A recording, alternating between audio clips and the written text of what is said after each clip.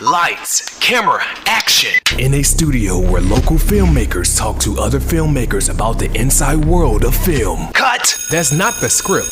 It. We'll fix it in post. Do you wonder how films are produced and what really goes on behind the scenes? Well, stand by. Filmmakers Kevin Mumphrey, Victoria V.A. Jones, and Carson Hype Ferguson explain all the details. Right here on It, We Will Fix It in Post podcast.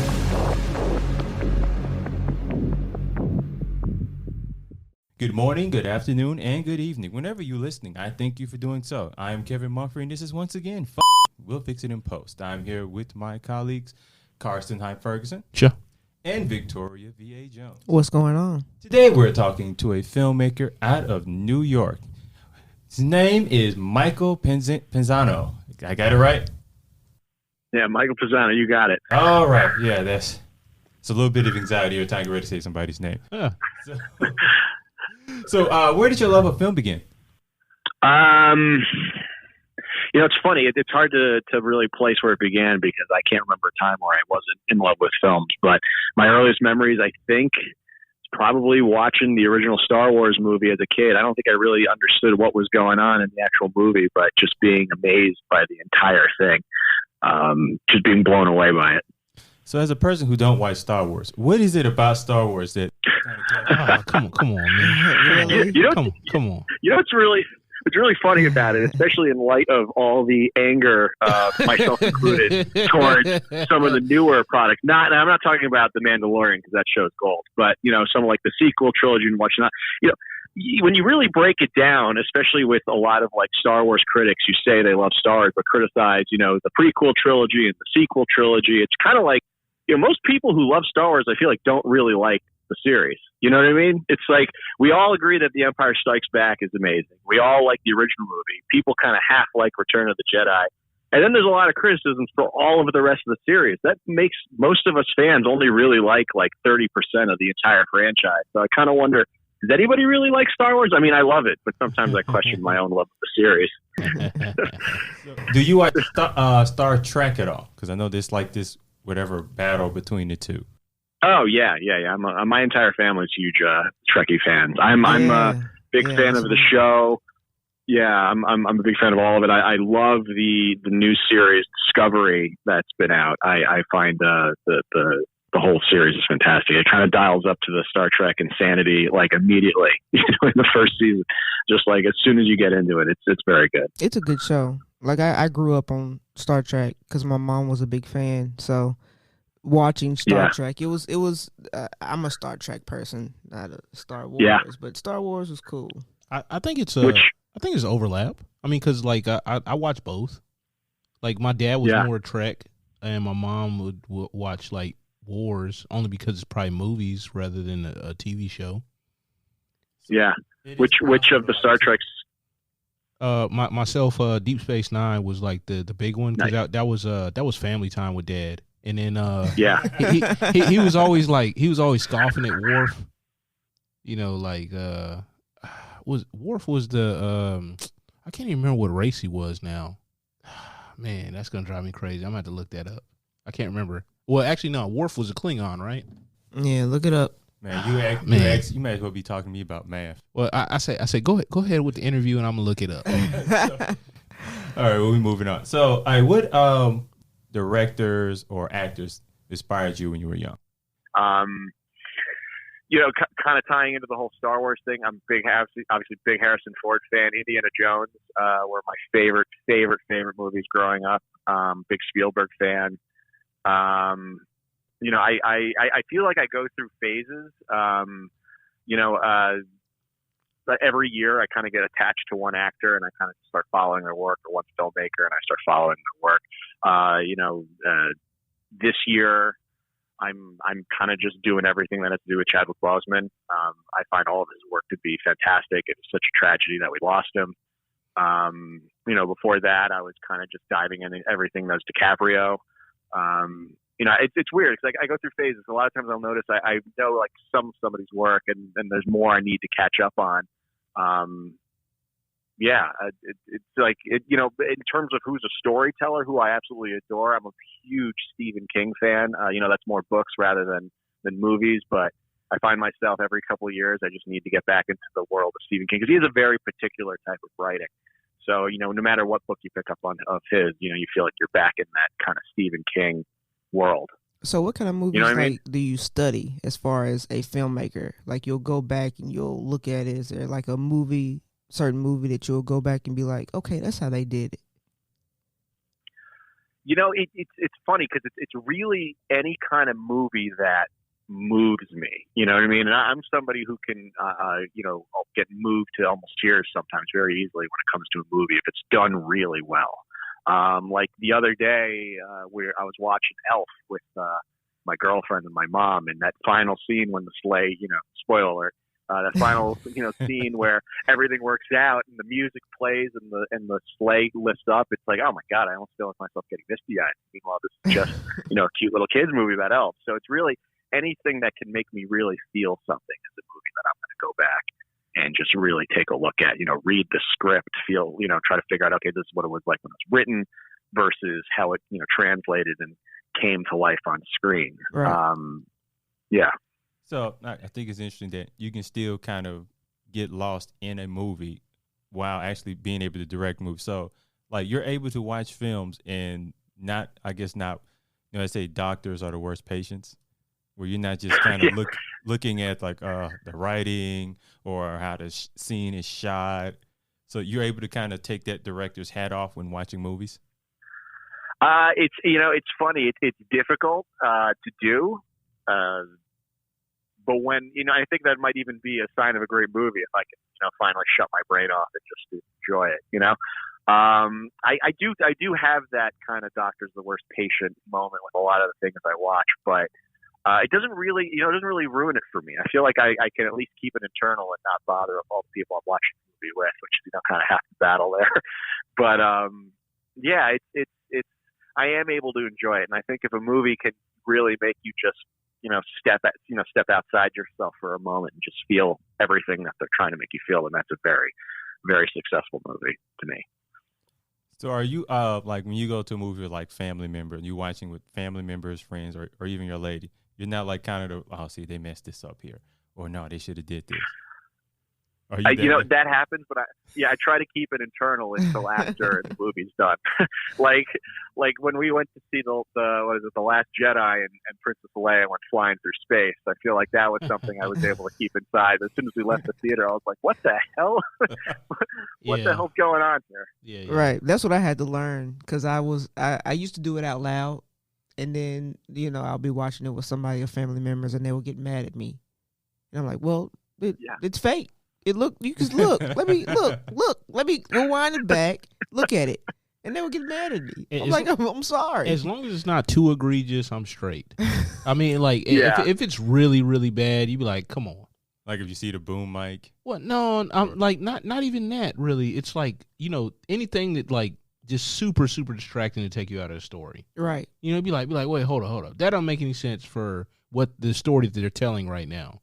Because, they'll have a backstory, all this stuff, character lead up. Yeah. And then the character will do something that the character shouldn't do. Right. Whatsoever. Like, I mean, you're forcing the character to do something that in this universe you provided, that character would never do that according to the personality traits and everything else that you led us to believe.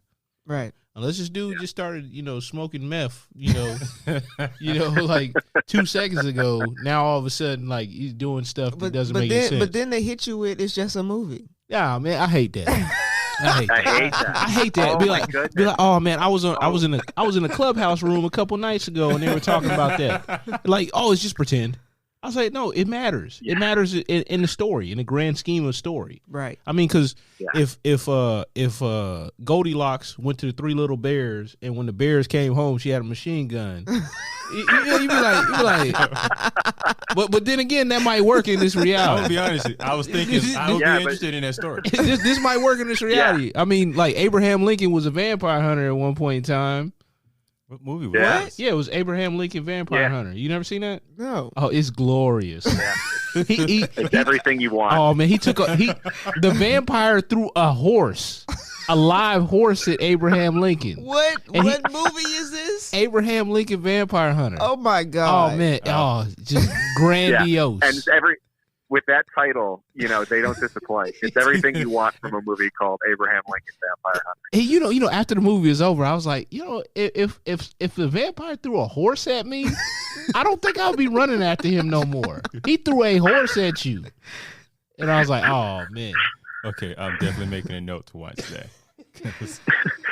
But what about you? What movies and filmmakers do you guys follow? I mean, I'm always interested in hearing what's inspired other people. For me, I like comedy, so like an Issa Rae. I do Steven Spielberg. Mainly those two. Ava DuVernay, just kind of just different styles or whatever. But usually I usually don't even look into the filmmaker until it's like something about, like, I'll say the first filmmaker that kind of caught my attention was Spike Lee.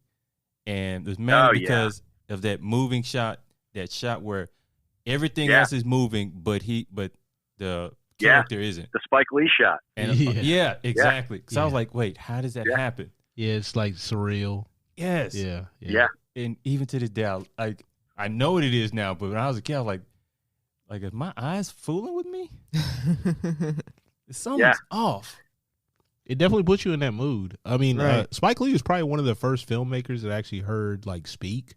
Yeah. Of course, Ridley Scott, Ryan Coogler, new school generation. Because I think Ryan is brilliant.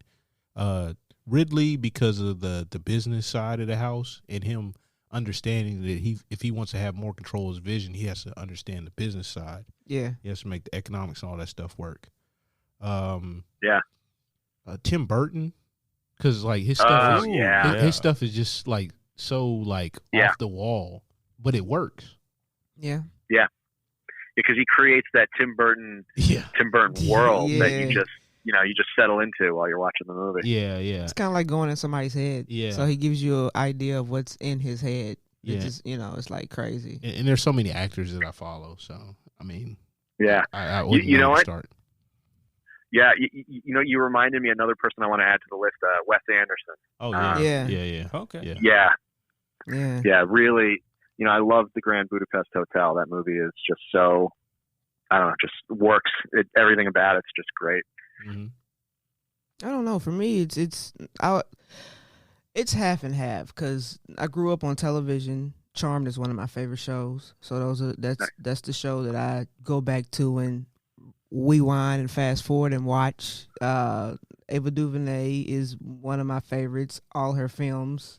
I love Shonda Rhimes is another one. I'm a drama person. So if you put drama in there and romance in there, you got me. So Real Housewives? No.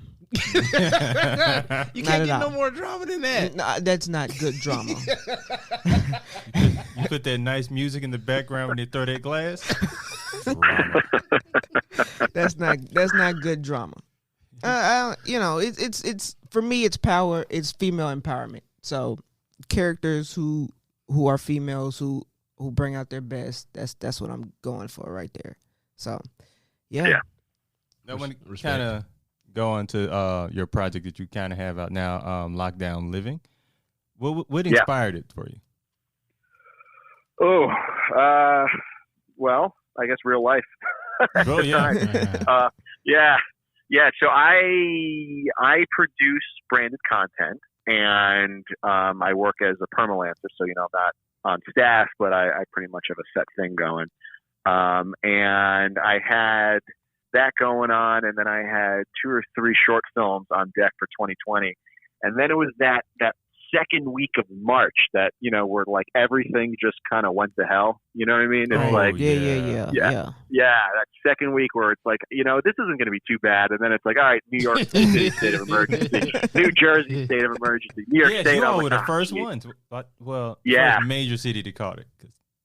Yeah, and that was a terrifying time. You know, they were you read in the newspaper how like the hospitals are so overloaded. They were like putting up tents in like the park and to just make room. It was scary. So, you know, I live in Washington Heights, and I moved. We figured my mom's up in the Bronx. We're like, all right, well, we should stick together instead of both being separated. What's the point of that? So I moved back home with her, and then all production shut down. So my job for brand content got put on hold. All the shorts I had were basically pretty much canceled, and I kind of decided, all right, I'm going to spend the next 2 days being really upset about this, and then I got to figure out what I'm going to do. And I binge watched Death Note, the anime, which I'd never watched before. It was a lot of fun. Watched some good stuff, and I said, this is ridiculous. I can't just sit around and do nothing for the next, however long it's going to be. So I decided I wanted to make a comedy series, and I wanted it to. At the time, I was trying to decide if virtual remote pandemic dating was a thing I wanted to do. So I tried to get into it, but it just was really awkward. And I was kind of like, this is a really funny, this could be a really funny thing to do a series on.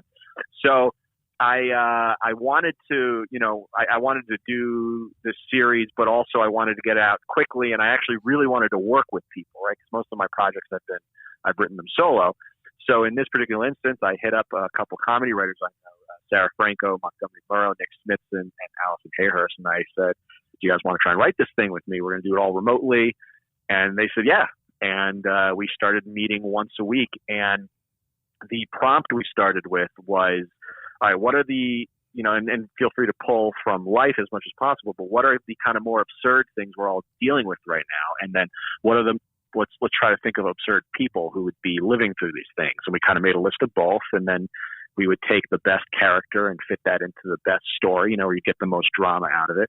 And we just started developing episodes. And, we started with it being about dating, but it evolved just into about like anything we could think of that kind of reflected the weird, bizarre life that we all got thrust into when lockdown began. I like the episode where the funeral and the connection, and it was funny. And that was the funniest one to me. I love that episode.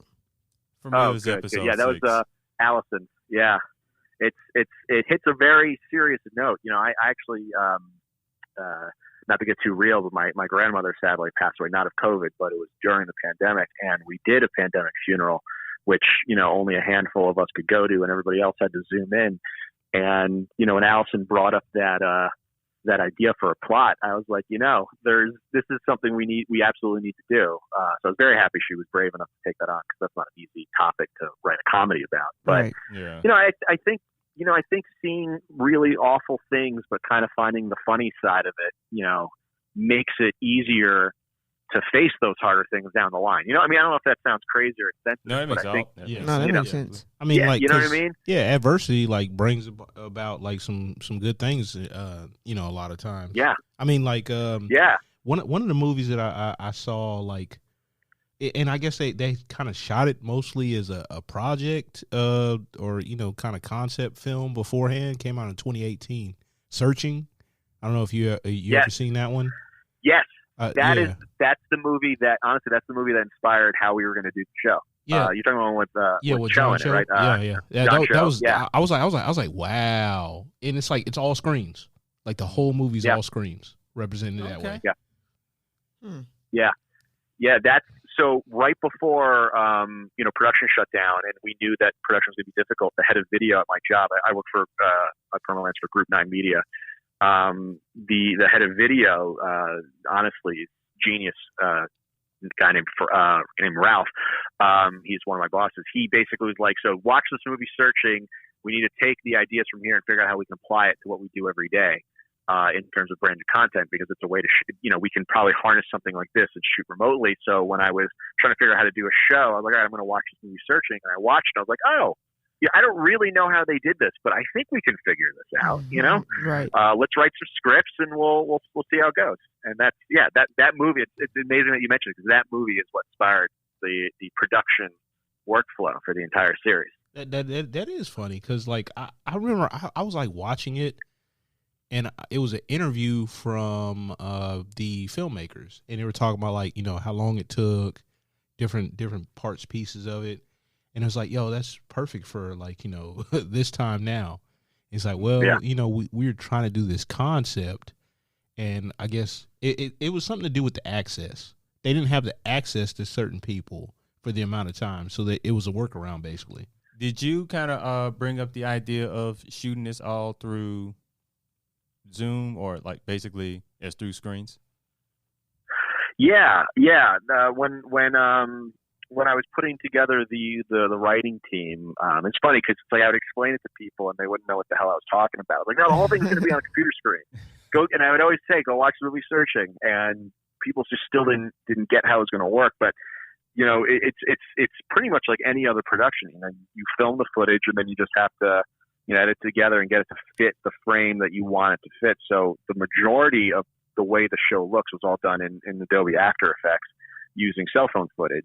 And, you can, I think it's very important for the actors to be able to play off of each other. So we had to use a combination of Zoom and cell phones so that, they could self-record, but do it in a way that they were still kind of playing off of each other's performances to get them really in character. The main issue there, though, of course, is that when you're looking at your cell phone, you're not looking at the Zoom. So they kind of had to set it up so like the Zoom. Honestly, these actors are incredible. The fact that they could do this, but they like pretty much set up their phone next to the computer, so the computer is kind of like in their periphery while they're looking at their cell phone. Because through a lot of screen tests, we realized that the best way to make the show engaging is that the actors look directly at the camera that's filming them. If they look a little bit off screen, as it kind of normally does look in Zoom sometimes, it's not as engaging as an audience. But if they're looking directly at the camera, then it looks like, even though the two screens are side by side, it looks like they're talking directly to each other more. So we had to kind of jerry rig the whole Zoom cell phone setup so that it looked like, they're looking at the camera, but still being able to see somewhat the other actor and play off of each other. It was a huge pain in the ass to edit, but it came together pretty well. I was honestly going to ask you, like, was this making it easier to edit? But no, actually, the opposite, right? Right. Yeah, exact opposite. More power to you. Because the thing that's interesting about it is like, because a lot of the episodes are basically one scene in one setting, so you're not really doing multiple takes in a way. Like when you have basic coverage, right? You can kind of cut between the angles and hide when you're cutting from one performance to the next. A lot of these are just, a cell phone video that you go all the way through. So, I was able to kind of, pick, like, get really detailed with the picking of each performance. But, having it on a cell phone made it really, really difficult, especially you're dealing with sound overlapping, because you'd hear the sound from the computer with the Zoom. There's a way to do it where everyone could have their, headphones in, and that would get rid of the sound from their actual computer where Zoom was playing. But then to me that, it kind of ruins the show a little bit if every single person has headphones on in every single shot. So I didn't really want to do that. There were some episodes where it wasn't too bad, like the ones where it's just two characters, like Marriage Story, or even the Exorcism episode. It might be Thumbs. But the larger episodes, like Where'd You Go, or the Masked Avenger episode with the Zoom bomber, it got pretty difficult. In fact, the Masked Avenger episode with the Zoom bomber is probably the most difficult thing I've ever edited and done the edit for in my entire life, because it was the last episode we shot. And our lead actor, Charles, who plays Dante, had internet trouble the first day we recorded it. So we ended up having my girlfriend, who was over at my house, at my apartment at the time when we were filming, she kind of stepped in and read for him as we recorded everybody else. And then we had to spend another day recording with Charles and just me and a couple other actors reading the lines because we couldn't get everybody. So it's not only is it editing together 8 cell phone videos worth of footage, it's, they weren't even all shot at the same time. So getting them to fit is just very difficult, but it works pretty well. Like, I don't think you could ever tell, especially in the scene of the pitch meeting. Yeah. Like, how many rehearsals did you have for this?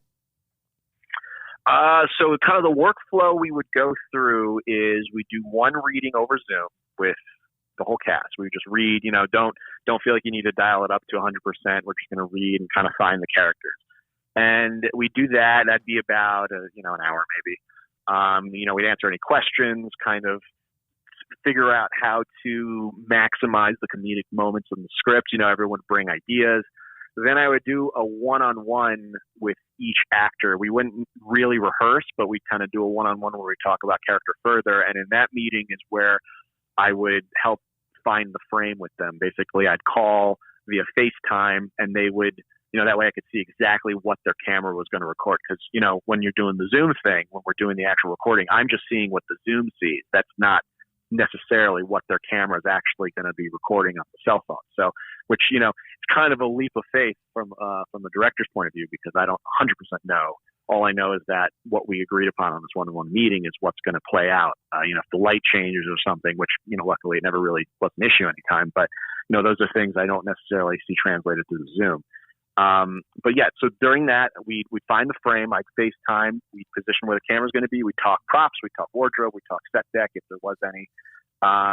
We talk through character, and then we would do a, quote unquote dress rehearsal where we would do, a couple read-throughs again, the night before the production day or a couple days before. And we'd do it in the area that we decided on the one-on-one. We'd play out the blocking. And then we'd shoot the next day. So minimal rehearsing. Like, the idea with this was, a lot of us are out of work. Let's make sure we can make the best of this time without, taking up your time, because I know right now we're all hustling to get, our lives together while everything's shut down. So minimal rehearsing. I mean, honestly, the actors were so fantastic. It didn't really feel like we needed a lot of rehearsing. And also from a comedic standpoint, I don't think you want to rehearse too much. I think a lot of comedy comes out of the improv that just, people think of fresh while you're shooting. So, right. I wouldn't want to over rehearse it anyway. Letting the actors do what actors do, basically. Yeah. So you definitely left air out, like a little room for improv when you're all right. Yeah. Okay. Yeah. I like, I think a lot of the funniest things come from improv, and like those Judd Apatow movies from back in the day are all like I feel like there's so much improv on them, and that's part of the reason why they're so fun. Yeah, because you have to kind of give the freedom, and I guess if you would rehearse too much, then it will almost come off robotic. Well, that comes down to also the actor, because you have to, not even in drama or comedy or anything that has a script, you have to follow the script enough to get the story down. But of course, there's going to be improv in anything. Yeah. Just because it's the actor bringing out the character is what it is. Yeah, I think a lot of it comes down to the process. I've read that like the Coen brothers don't, you don't really improv on their movies. They pretty much have to say exactly what's on the page. But then a lot of other times the improv is where the movie's found. So I think it depends on the workflow, but like you said, a lot of it comes down to the actor and what they prefer as well. Right. So what would you say are some notable improv moments that was recorded? Manuel Salazar, he plays Chris, brought a lot of really funny random thoughts to the table to embellish the script, both in terms of blocking and the lines. One of the things I really wanted this show to have to kind of set it apart from similar formatted, Zoom format shows is I didn't want it to be just a bunch of talking heads sitting in front of the screen. I wanted the actors to feel like they could move around a lot. And there's this hilarious moment in Where'd You Go when, and that's what also I think is the power of this, because if you look at every single different box, every character kind of is doing their own thing. So it's not even Chris's or Manuel's moment in the script. It's another character talking to the lead, James, whose date goes missing in the middle of the date.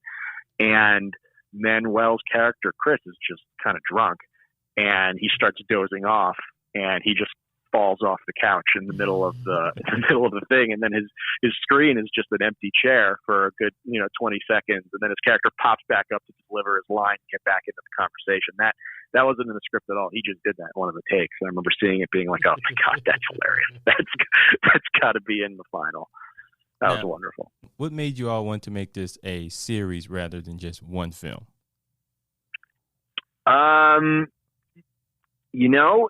A lot of it comes down to, well, I just felt like there were so many things to talk about it. We couldn't fit it in just one film. Like I like the idea of making a lot of little vignettes in a way, right? Because we've got our own, Marvel Cinematic Universe thing going, right? Where it's a whole bunch of main characters that just kind of pop up in each other's episodes. Like we kind of follow a core 5 or 6 people, but it really follows the story of multiple people from multiple points of view. Like each character has their own episode where they're the main character, and then they kind of come and go from each other's stories as they want.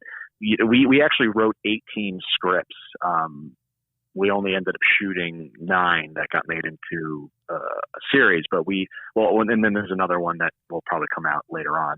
But we only published 9 out of the 18, and I think it's just because we had so many ideas. And honestly, we probably could have kept going. If quarantine stayed, if we remained as strictly locked down, we probably would have kept going. I mean, we wanted to dive into an episode where one of the characters thinks he's joining a book club, but it's actually an online, virtual cult where the culties they're getting together remotely because they can't do it in person. You know what I mean? Like there was just once, because we had a lot of, kind of, I don't want to say normal, but like everyday ideas, you could say. And then slowly we started getting more and more off the rails with some of the thoughts. So I feel like, I just felt like there's so much to talk about. It couldn't be captured in just one feature. I felt like a lot of little stories and just get them out there as quickly as possible is the way to go.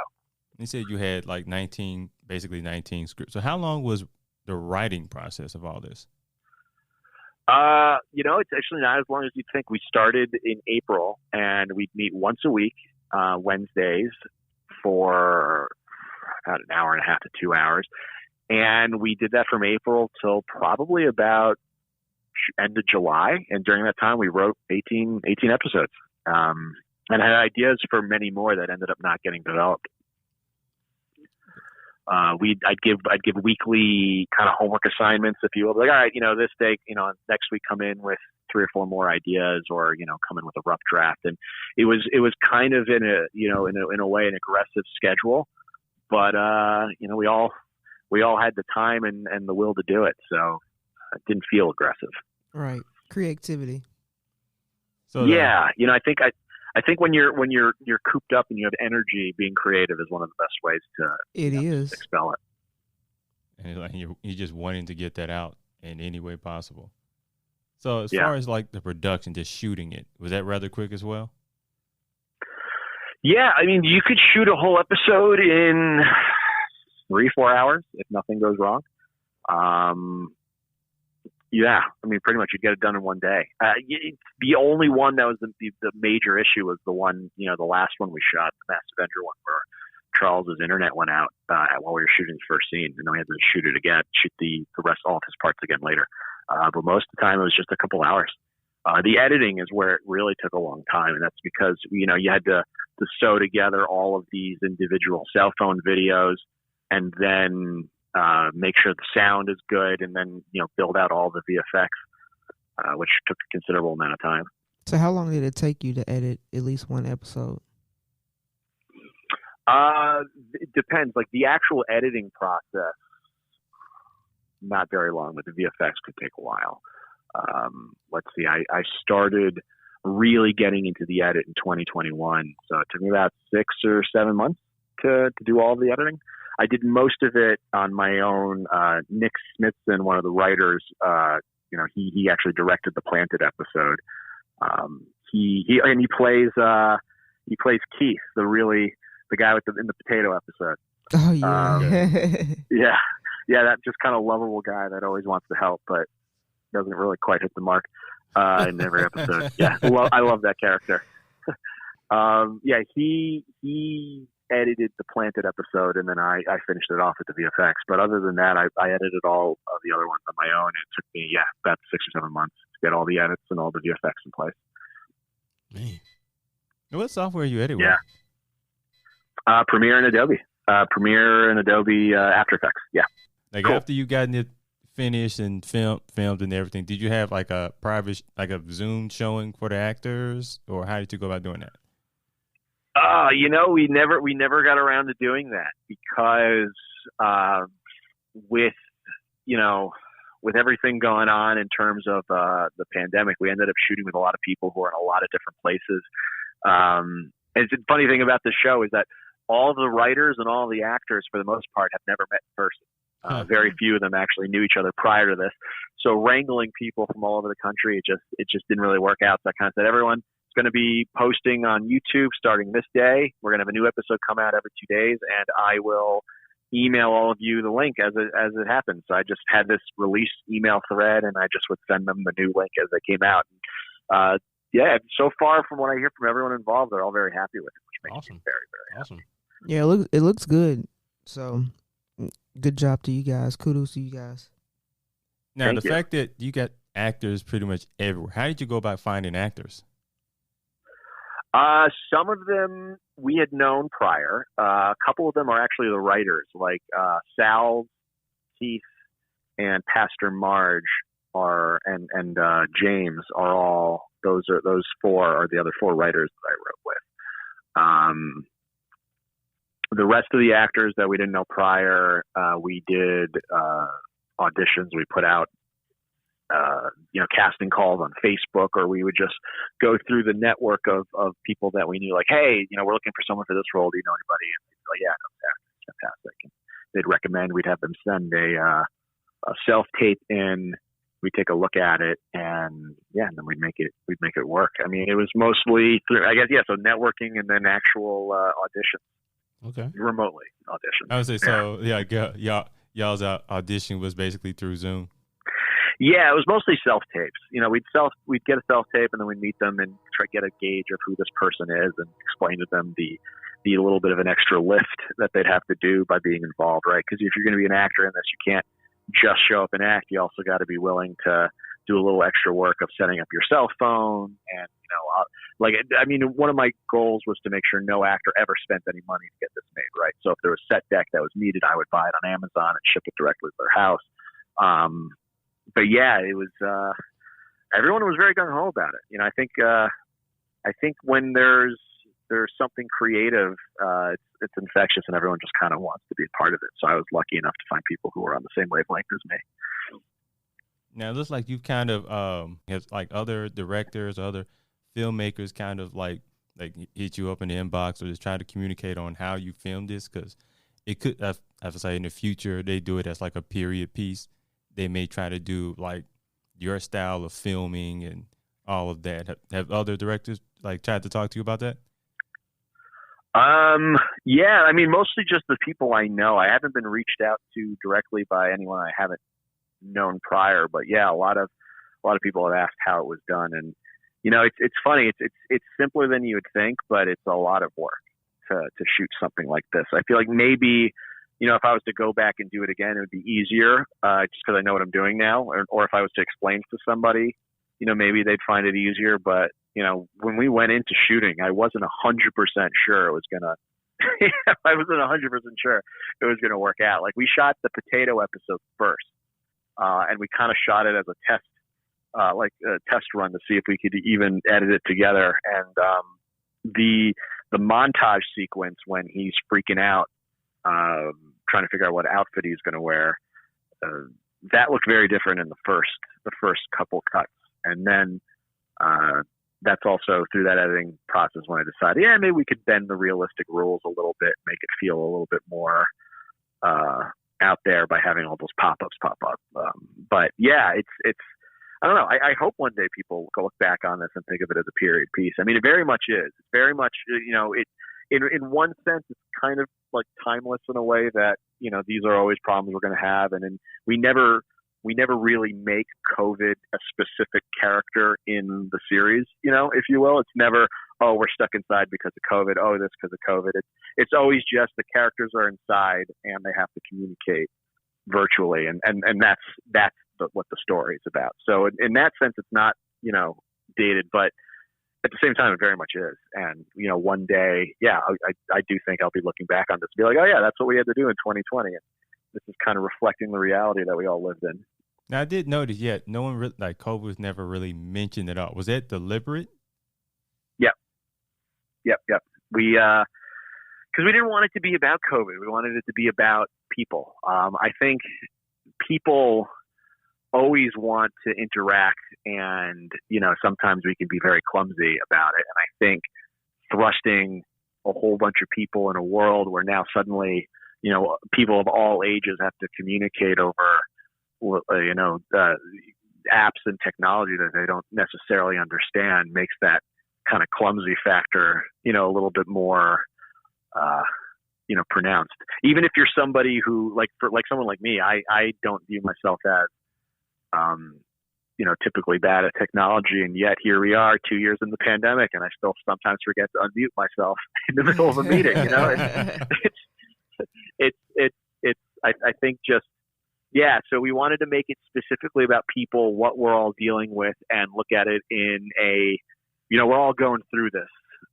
So we might as well laugh about how, silly it can be. Yeah. Could be worse. Sort of lens. Could be, you forget that your video's on. Oh, yeah. That could make some bad situations. Yeah. Oh yeah. There's a lot of ways this thing can go wrong. Yeah.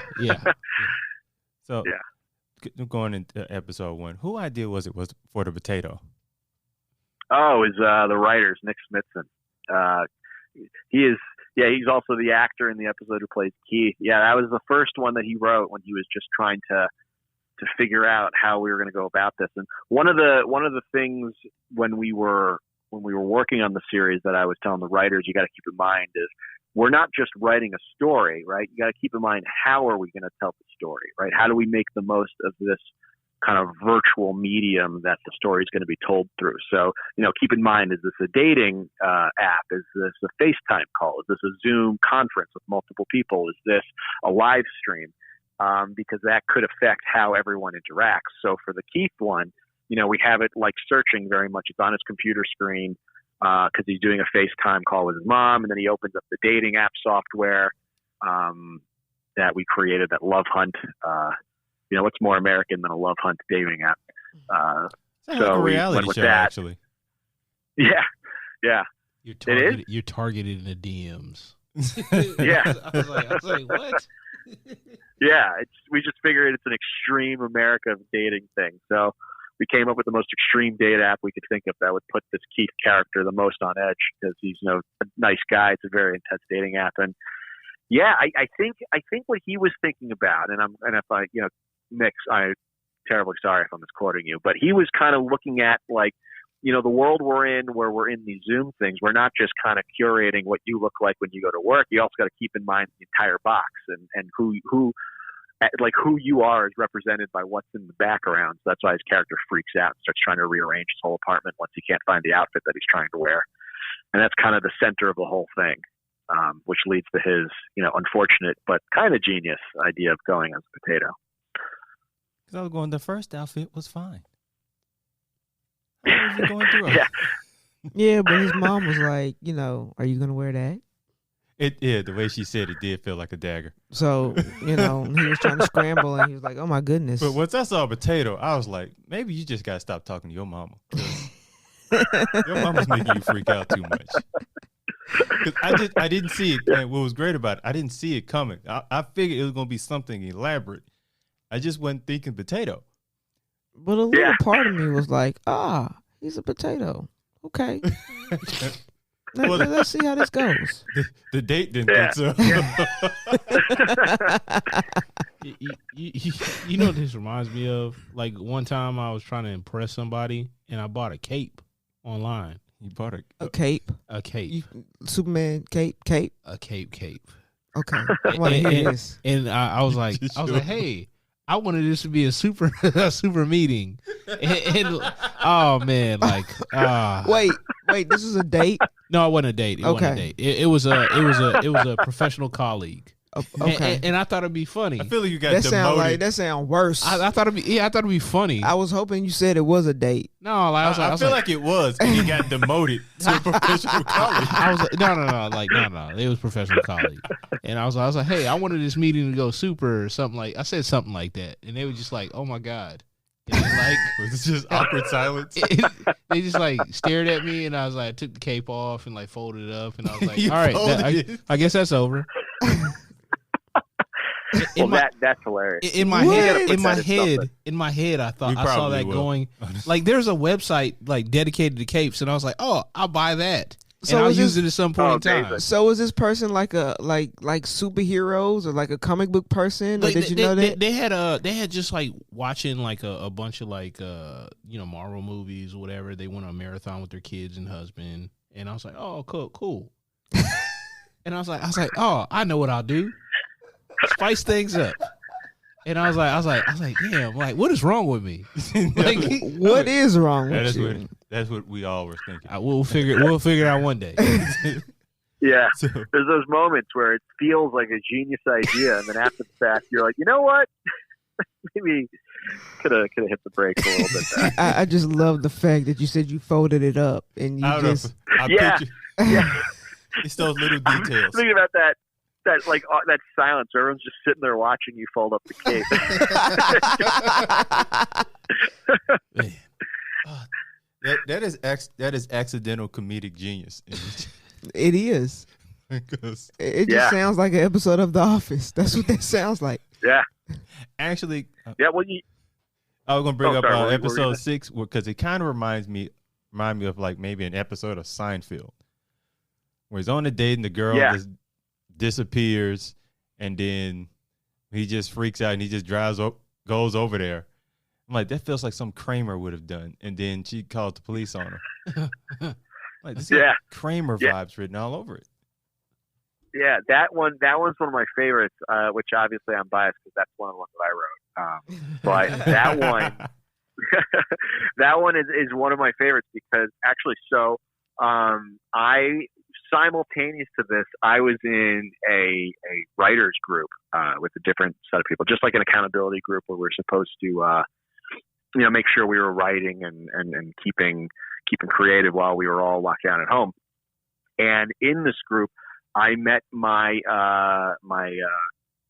I mean, at the time, future, but now my current, my girlfriend. So me and my partner have been, me and her have been dating since, I guess, June 2020, when we first started meeting secretly over Zoom outside of that, Zoom group. We didn't tell them that we started meeting on Thursdays.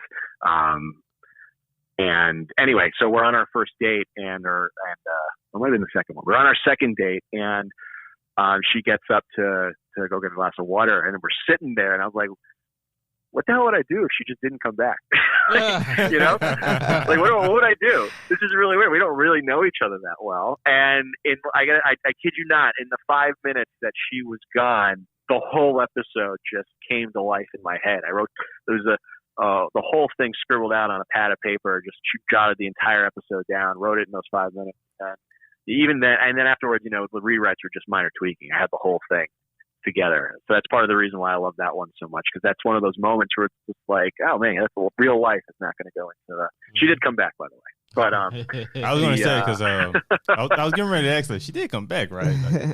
Like, yeah, no, she's back. So when she came back, you're like, oh, thank God. But you gave me a great idea.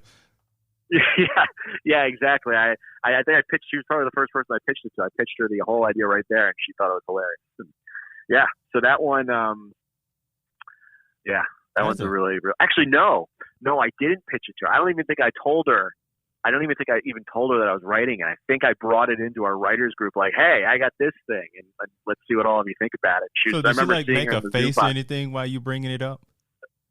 Yeah, I believe so. Yeah, because there's a line in it where the character says, "You're 5'2". That's amazing, and that's literally pulled right from our date because I had no idea how tall she was because we'd only met over Zoom. So as soon as that line happened, she just looked. I could see her looking in the Zoom box like, "You son of a." Man.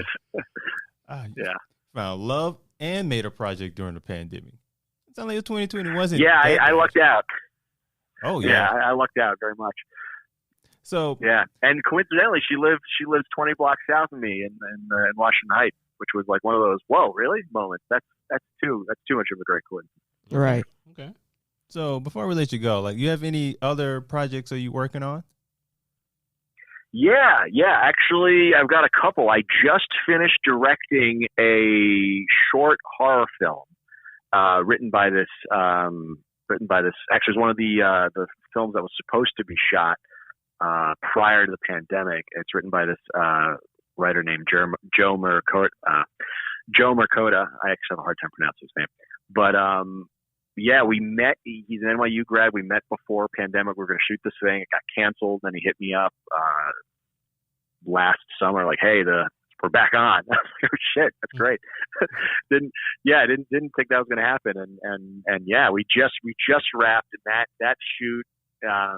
I think visually, especially, I'm in the edit now, but visually, it's going to be, it's probably the project I'm going to be the most proud of out of anything I've ever met, because it's just going to be beautiful to look at. And it was shot by this DP I know, Nick DeLulo, also New York based, and it's my first real dive into horror. So this is a thriller horror, which, most of the time, a lot of the stuff I've done is comedy, which in my mind, kind of operates similar to horror. They're both about, ratcheting up the tension and then releasing it.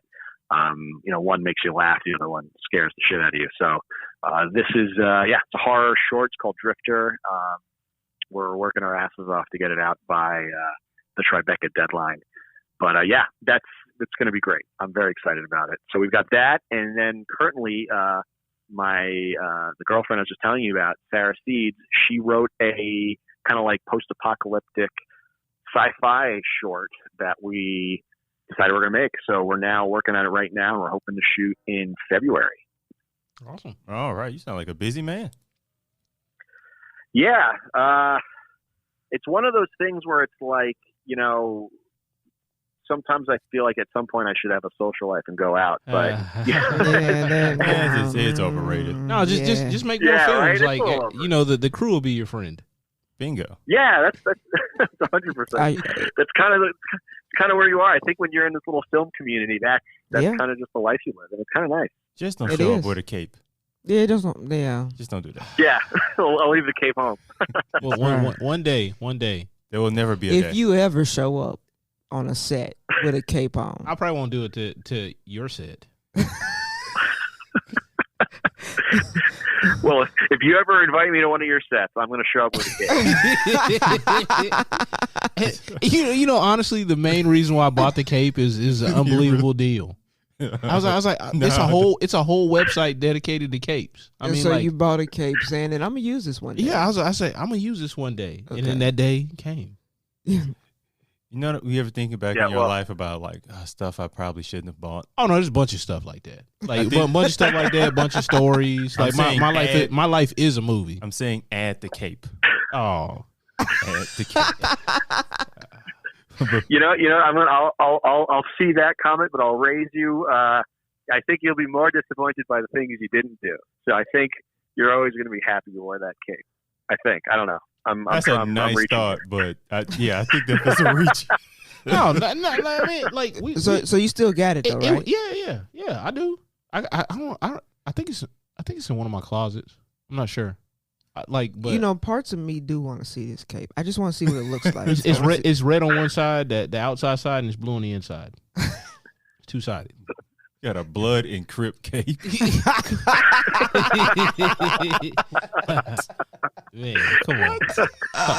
Oh my God! On that note, Michael, thank you for taking time out for talking to us today. Oh, it's been a pleasure. Thank you for having me. That has been our pleasure. I am once again Kevin Mumphrey with my colleagues Karsten Cape Ferguson. That is not the moniker. Oh, it is today. And Victoria V.A. Jones. A red and blue cape. Yes. This is we'll fix it and this is a wrap. Just